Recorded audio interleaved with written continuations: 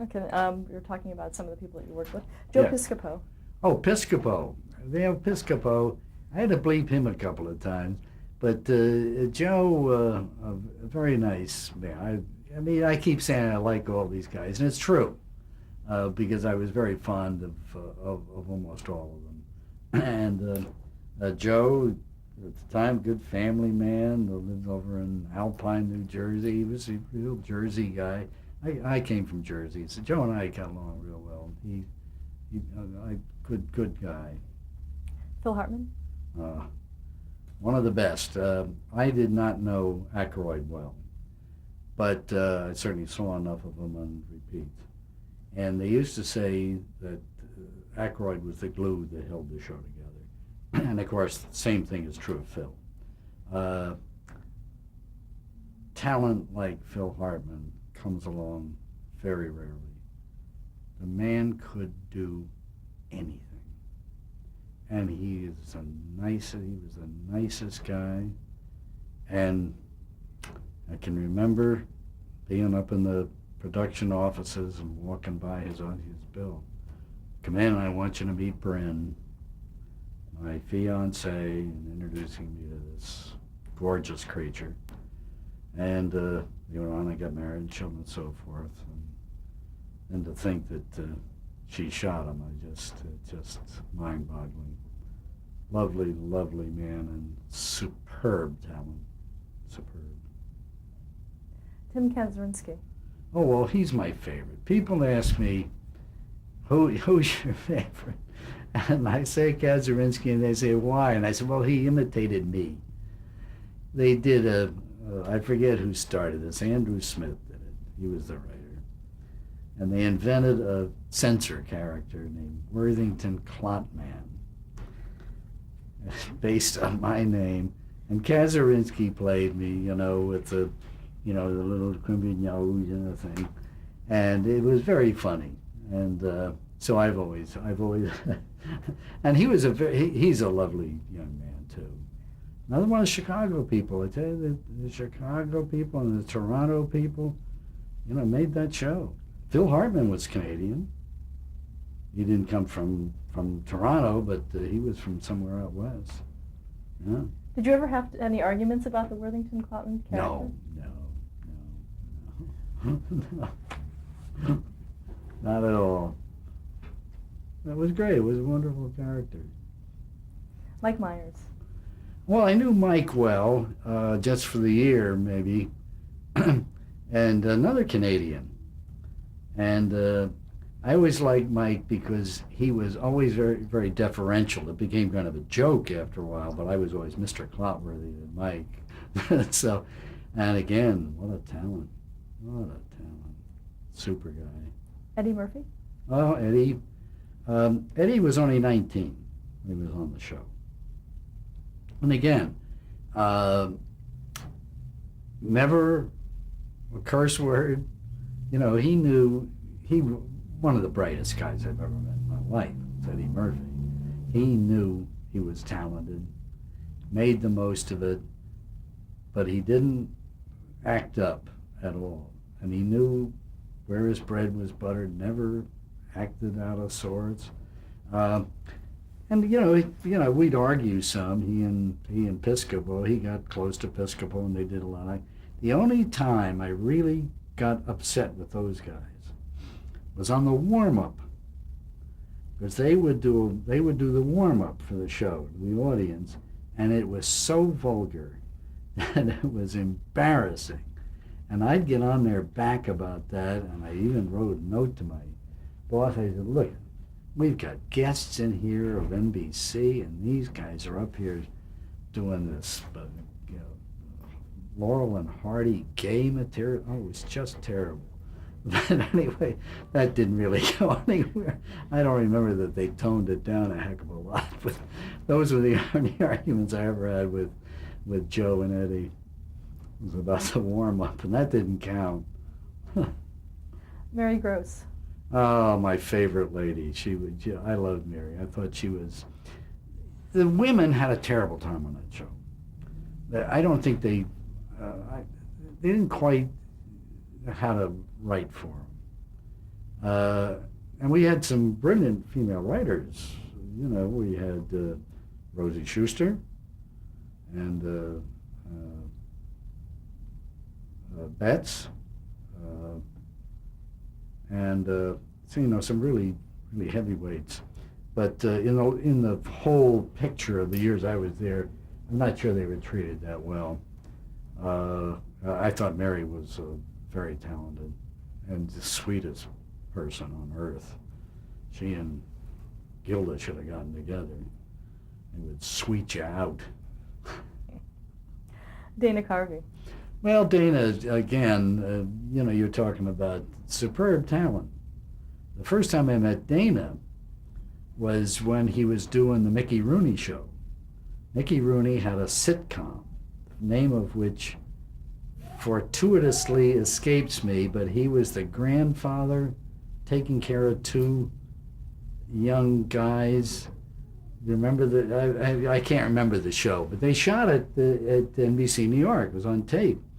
And that's when I first met Dana. He was one of the two guys on that show. Billy Crystal. Oh, what a gem. What a gem. Just, what can you say? Martin Short. Ed, whatever his name is one of the great comedy guys. Ed, what was his name? Grimley. And then when I saw Jeremy Glick, I said, oh, I wish we'd had him on Saturday Night Live. And Martin, again, Ed, you know, you're talking about Billy Crystal. You're talking about Al Franken. You're talking about Maurice. Phil, these are great family men. That's something people don't know about these people. Billy has been married to his wife for 25 years.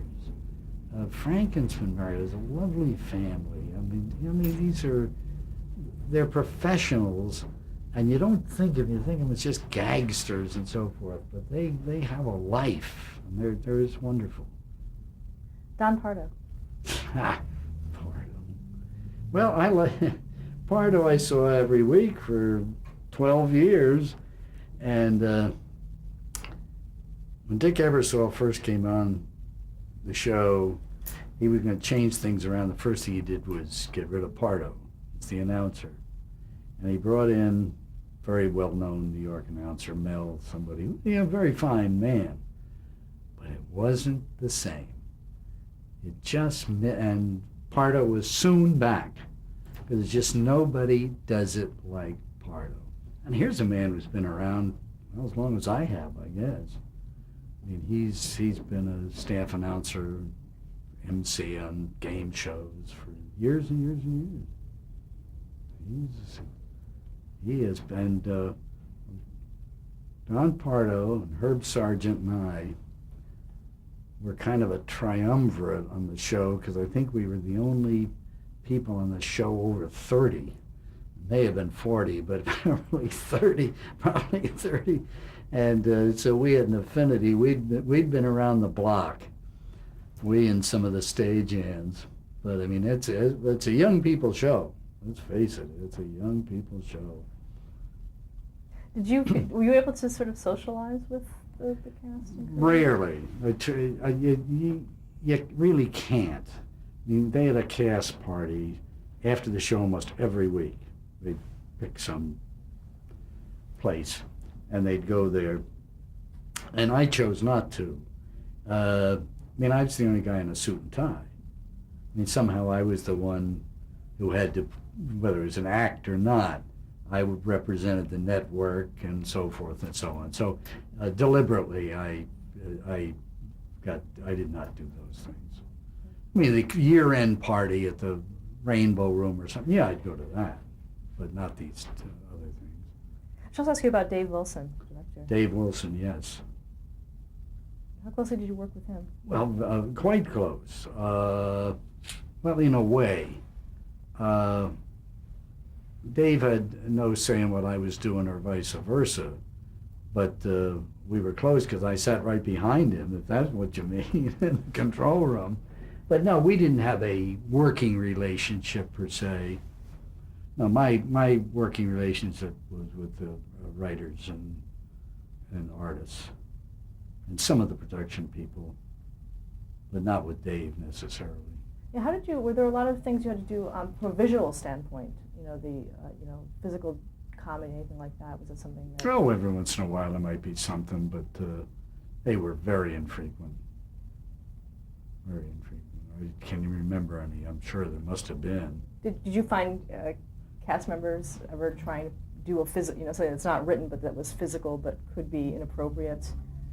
No, the only one I remember was one of the guest artists, David Bowie, who was doing, I forget what the song was because I don't pay attention to those songs anyway. And he was wearing these Munchkin pants, flaring out at the waist. And toward the end of the song, he had put a mechanical penis in his pants, which started to grow out of these Munchkin pants. And I think I had Dave go to black at that point. But that's the only one I can even remember. And as far as, because Dave was a lot smarter than I was. He knew this thing. Before we leave NBC, I just want to talk a little bit about the other people in your department. Yes. Who did you work with? My immediate bosses were Rick Gitter and Ralph Daniels. Ralph Daniels was vice president, Standards, East and West.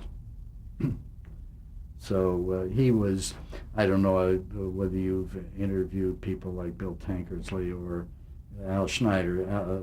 Ralph was their level. He was the big man. And I really had two or three people, and the two main people I had under me, one was a lady named Jane Crowley, and the other one was a guy named Jay Otley.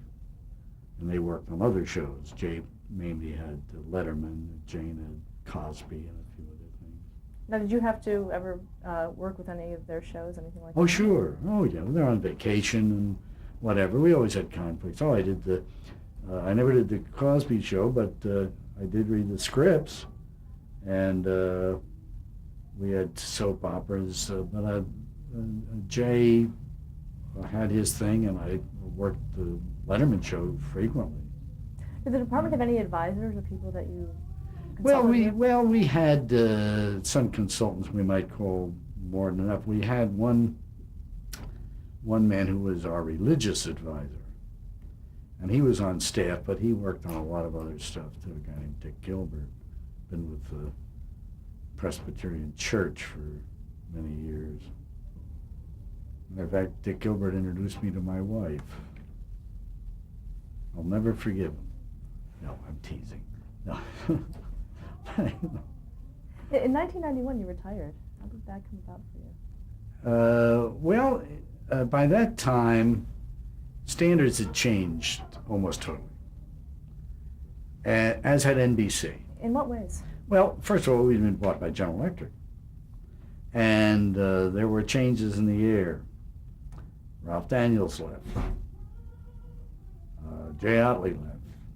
Jane, and the writing was on the wall, and they were offering packages because we were in different hands. The head of the department was now a lady named Roz Weinman, and working for her was a guy named Alan. Yeah, sure it was. I didn't like him very much. I can't remember his name. Anyway, things had changed. I sort of hung on, but it was pretty clear that they didn't want much to do with standards.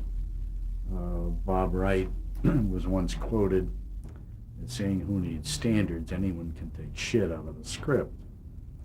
And so, it was pretty clear that they were going to probably dissolve or change the department so much.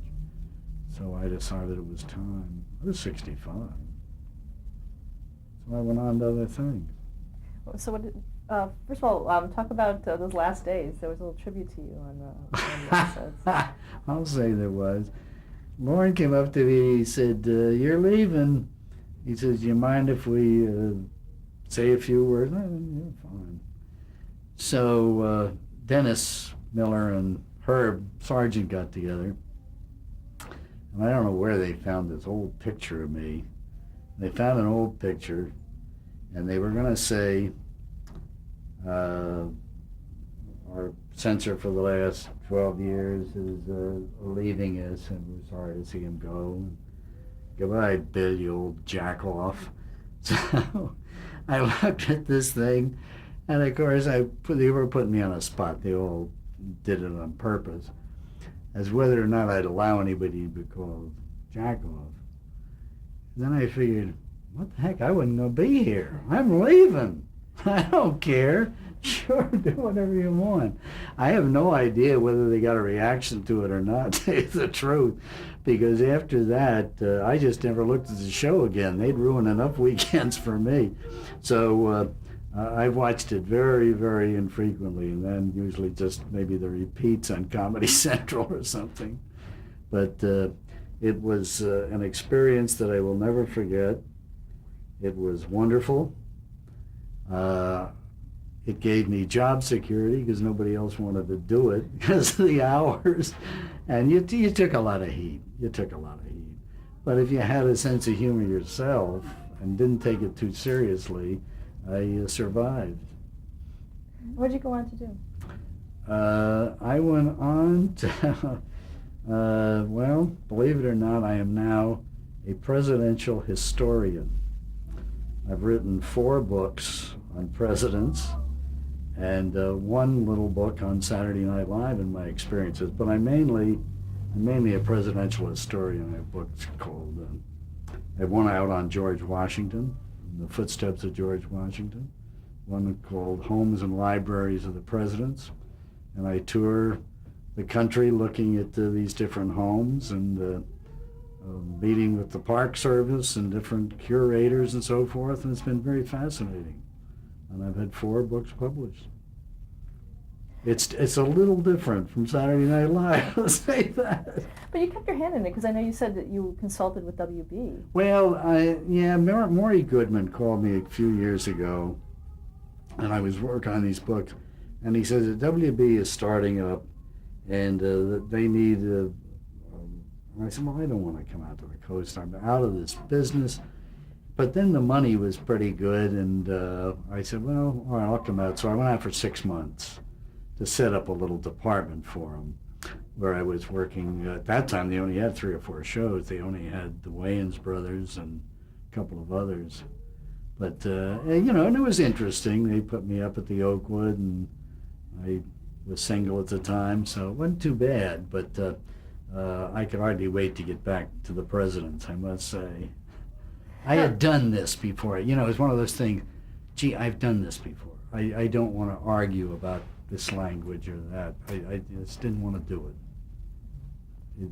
It was old hat.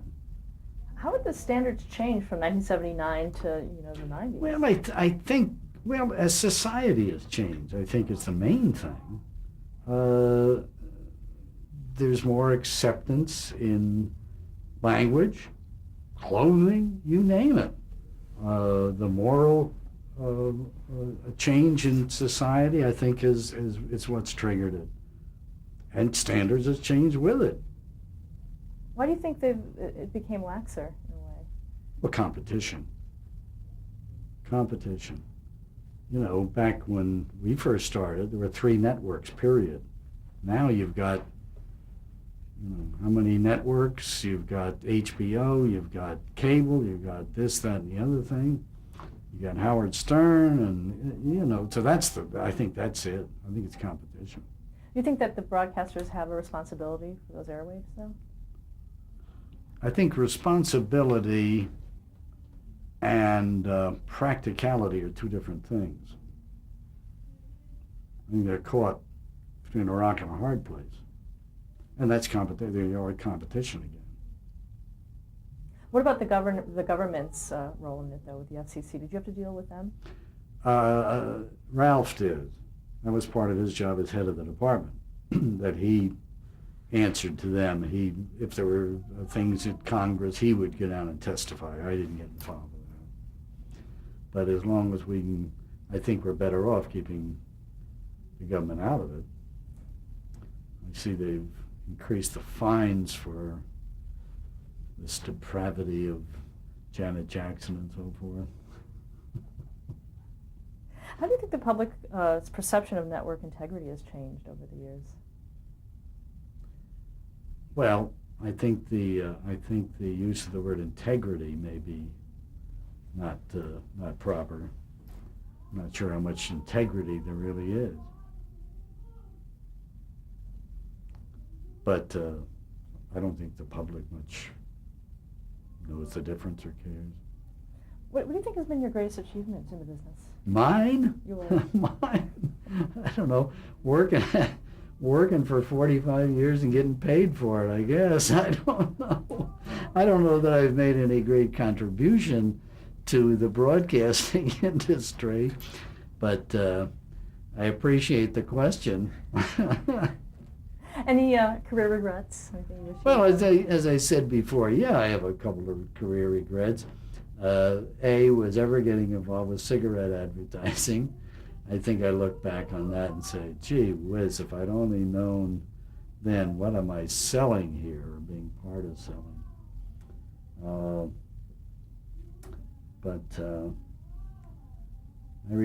I don't know. I guess because of the time restraints and other family responsibilities, I kind of, every once in a while I regret that maybe I should have gotten a little further in the business or made more money in the business, been more aggressive. But when I see all the money being thrown around, but it's been a remarkable experience. I mean, when you think that I shook the hand of Arturo Toscanini and that I was intimately involved with the President of the United States. I mean, I've had a heck of a ride. So in that way, it's been wonderful. Little shrimp from New Jersey. I did want to touch a little bit on. You talked about in your book. You talked about what you were called in terms of censor. Well, I was called a lot of things, but I was called Mr. Bill. Remember the character? We had a character named Mr. Bill. The guy who got run over all the time. I was called Mr. Bill, and hey you, and all that stuff. But I guess my favorite is Dr. No, which some people still call me because I was the guy saying no. Professional titles, because you tended to use editor more than say censor. Well, we preferred editor to censor because censorship brings up the Tim Kazurinsky character. The guy with the built-in frame of mind and nothing will change it, and no flexibility at all. And I like to think that we did have. First of all, we had a sense of humor. Somebody asked me one day, "What's the first thing you do when you read these scripts?" I said, "I laugh." Because now after I laugh, I may go in and cut it to ribbons. But I mean, we were human people, and we had senses of humor, and but we also had a job to do to help keep the network on the air, and I think we did it pretty well. Do you ever think you went overboard sometimes? Oh, probably. Oh, sure. There was one sketch I thought was so funny, and the boss wouldn't allow it. And I tried to talk him out, and he wouldn't have any part of it. It was a fraternity house, and you saw the fraternity house, and all you heard were the voices of the guys inside, and they were lighting flatulence. Matches, and they were talking about, oh, look at that one, whoa, that one's 2 feet long, blah, blah, blah, blah, blah. And then all of a sudden the house blows up. and the voices disappear, and Joe Piscopo walks in dressed as Smokey the Bear. And he says, "That'll teach these boys never fart with fire." And I always thought It was so funny. And Ralph Daniels said, "We are not going to say fart on television." That was one I wanted bad. It's almost nothing today in a way. That's right, exactly. Oh, absolutely. Absolutely. I'm talking about another era. I really am. It wasn't that Yeah. long ago. Yeah, well. What advice would you give to an aspiring professional today? Well, first of all, don't try to be a censor. You can't do it if you're an aspiring. You can't do it if you're a young person. You have to have experience in the business, and you really have to be a working adult to do it. For aspiring people who want to be what producers, directors, and you just have to get in wherever you can, do whatever you can to get your foot in the door and learn.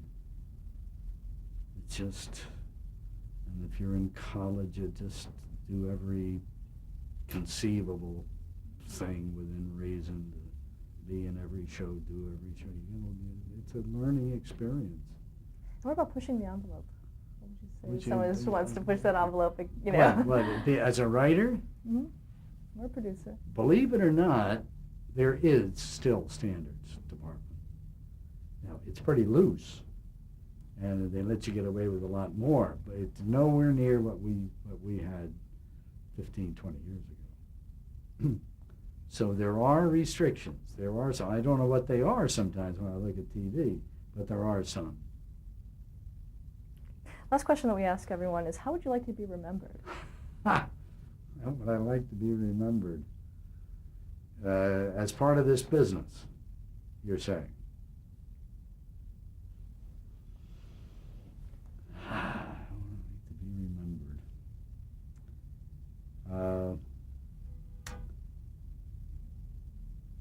I don't know. He did his best to the best of his ability and worked honestly, and diligently, and hard. Thank you so much for sharing your story with us. My pleasure. Enjoyed it very much.